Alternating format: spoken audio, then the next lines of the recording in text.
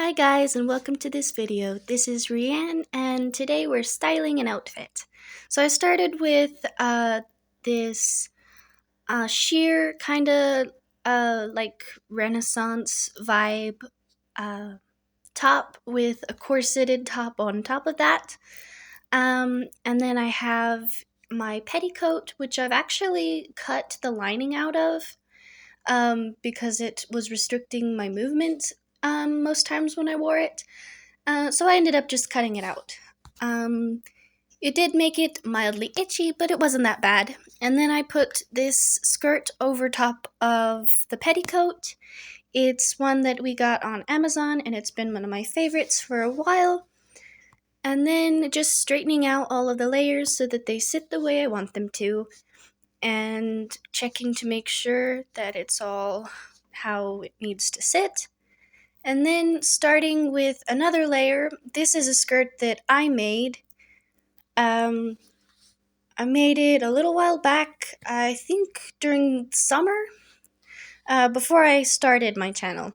So you won't find a video for making this skirt, unfortunately. But I did make it. I used about 5 yards of fabric or a little bit less, and it's really beautiful and it's really flowy. It adds really nice movement to a skirt, and it just has a hook and eye clasp in the back to make it the correct length around my waist. The next layer I added is a skirt that I made with some really simple kind of thin satin-like fabric. I don't remember if it was a satin or if it was just something similar. Either way, the bottom edge is just kind of melted so it doesn't fray using a candle. And then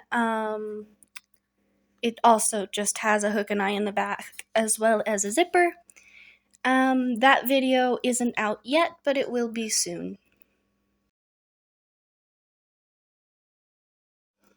The next layer I added was this sheer skirt that matches the sheer Ren inspired top. Those two are actually a set that I made a video making. That one's already been released, so if you want to see that, you can go check it out. And it has like a clasp similar to a hook and eye, but it's not. Just really simple, just kind of hooks into one side and the other. And then I ended up deciding to use bobby pins to hold it, kind of hike up the front so that it would have some more dimension, some more shape. I did this by grabbing a hold, like pinching a hold of the fabric right around my knee, and then pulling it up and pinning it to the layers of, like, the waistband layers of the skirts that I had on. And I did this on both sides, kind of just about the width of my hips apart, more or less, and just pinning it in place and adjusting it until it sat the way I wanted it to, and it adds some cute layers and dimension to the skirt.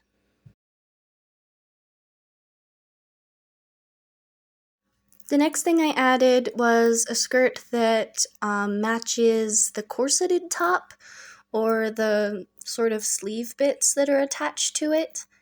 You'll see that I have the same kind of velvety fabric on my shoulders where the sleeves for the corseted top are, and also on that skirt. It's a full circle that I stitched like a hike into. It's kind of like a piratey style skirt, little more than knee length, and super fun, super pretty. One of my favorite layering options. I do not have a video for that one. That one I also made shortly before I actually started this channel. So that layer, unfortunately, does not have a video to explain how to make it.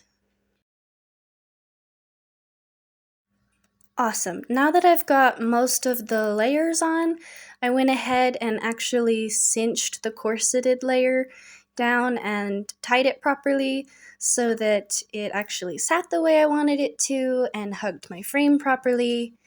I had it not cinched down, I just had it laced and kind of just tied a little bit at the ends so that it wouldn't like come unlaced for while I was actually finishing putting on the layers in the skirt and such. But now I've cinched it closed and just tie it with a simple bow. And then, of course, the sleeves on the corseted top can be worn up on the shoulders or pulled down for a more off the shoulder type look or something. They kind of just shifted around throughout the day. Sometimes I'd pull them up onto my shoulders, sometimes I let them fall and stay. Mostly it was just a style choice, and I wasn't sure if I actually liked the way it layered on top of the sleeves of the top underneath, but it worked just fine. I have like lacy socks with like a frill across the top as well, and then I put on these almost combat boot type looking shoes. They're heels and they're super nice because they have kind of like a rubber heel and they don't wear out really fast. I wear my heels a lot, and so that means that the heel wears out really fast and a lot, but the rubber heel helps with that. And it has like a grip across the bottom, which is really nice for walking around because I don't have to worry about slipping as much. And then you can pair whatever jewelry you want, but I went with this little pearl necklace that I actually got as a hand me down from my mom, and I want to say she got it from her grandma. So, sort of an heirloom of sorts. And then I also used a gold necklace with like a paint palette pendant that I got as a present from my great aunt for graduation. And it's been one of my favorite necklaces since then.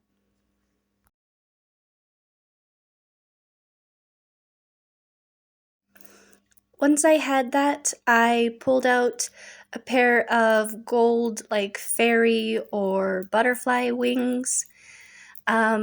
They're earrings that my mom found the pendants. I'm not sure where she found them, and then she gave them to me, and then I put them together, paired them with the earring hooks that I got at Hobby Lobby. So these are jewelry pieces that I made with pieces that I had or was given. Next, I have a couple different rings.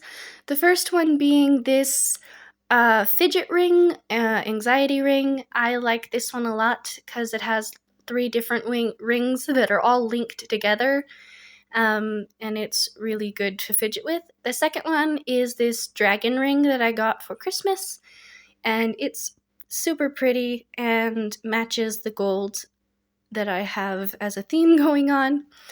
This next one is a little gold ring that I put on my pinky. It has some like spirally details. And this other gold ring with the kind of black gem, both of which I got from my mom as well. I'm not sure where she got them, but also more jewelry that is sort of a hand-me-down. Thank you so much for watching. Feel free to leave a comment or any suggestions you may have, and we'll see you next time.